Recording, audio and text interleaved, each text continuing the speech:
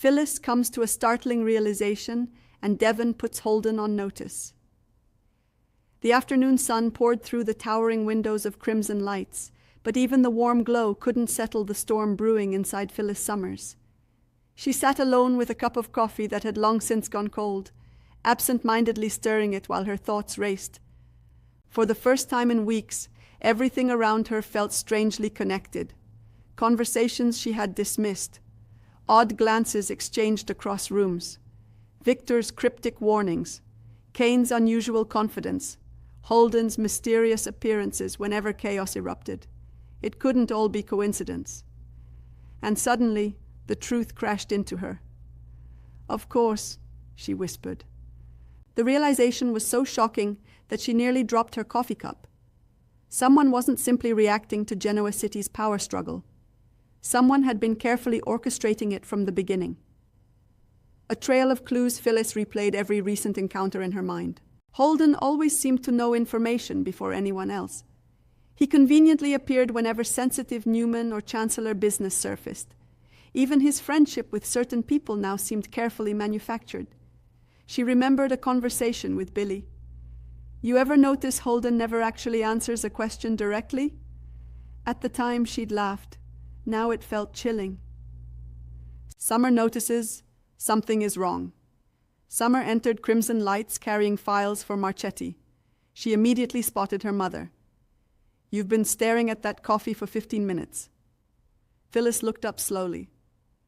"I think I've made a terrible mistake." Summer frowned. "What happened?" "I trusted the wrong person." Connecting the dots. Phyllis began laying out every suspicious event. Business leaks, unexpected meetings, deals falling apart at the perfect moment, personal secrets becoming public. Each incident somehow circled back toward Holden. Summer listened carefully. "I don't know, Mom." "I do. You sound certain." "I've never been more certain about anything." Meanwhile, Chancellor Devon Hamilton walked into the executive conference room. Waiting inside was Holden. "So," Holden smiled confidently, "you wanted to see me?" Devon closed the door. His expression remained completely unreadable. "I've got one question." Holden leaned back. "Shoot. What exactly are you doing here?" Holden keeps smiling. Instead of answering, Holden laughed. "I work here." Devon folded his arms. "That's not what I asked." Silence. The tension filled the room. "I asked why you inserted yourself into everyone's business." Holden's smile faded. "You've been asking a lot of questions lately." "So have you." Lily watches. Carefully outside the conference room, Lily noticed raised voices. She stopped walking. Something felt different. Normally, Devon remained calm during business disputes. Today sounded personal. She exchanged worried glances with Nate. "I think Holden finally pushed him too far." "Devon has evidence inside." Devon slid a folder across the table. Holden opened it. His confidence disappeared. Inside were timelines, phone records, financial transfers, meeting schedules. Each one connected Holden to critical corporate developments. "You've been busy." Holden slowly closed the folder. "You've been spying on me." "I've been protecting my family." A dangerous conversation. Holden leaned forward. "You think you've figured everything out?" Devon answered calmly. "I know enough." "And what exactly do you know?" "That nothing you've done has been random." For several long seconds, neither man spoke. Phyllis visits Daniel. Still shaken by her discovery, Phyllis hurried to see Daniel. "I need your opinion." Daniel looked concerned. "What's wrong?" "I think someone's manipulating everyone." Daniel sighed. "You'll have to be more specific." "No." She shook her head. "I really think it's Holden." Daniel stared at her. "You honestly believe that?" "I do." Daniel's doubts. Daniel wasn't convinced. "Mom, you've jumped to conclusions before." "I know. And this feels different." He watched her carefully.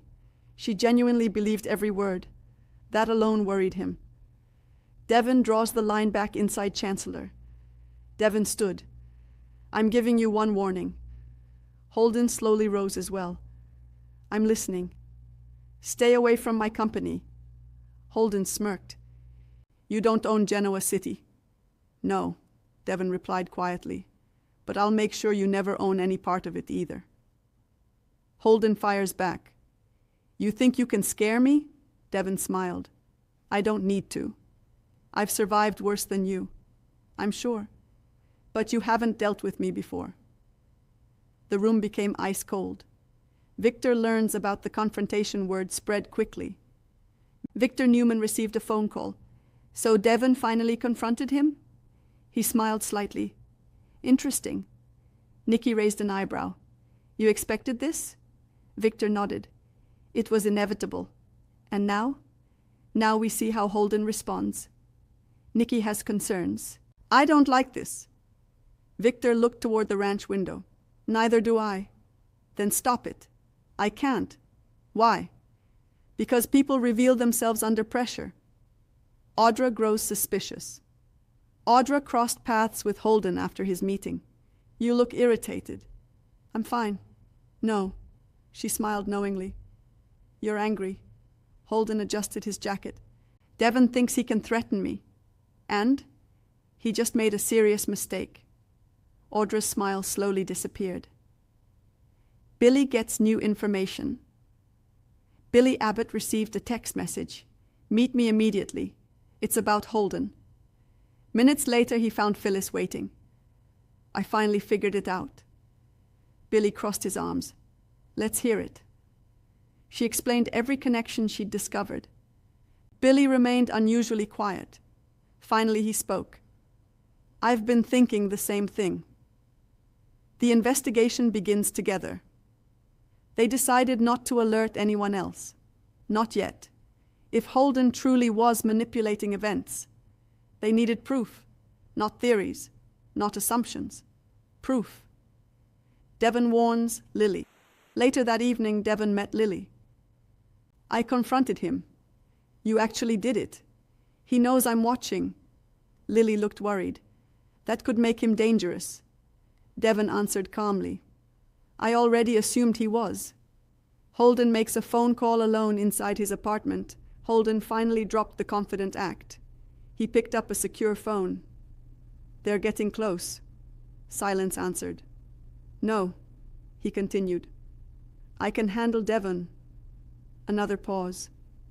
What about Phyllis? Holden's expression hardened. I'll take care of her too. A new threat emerges.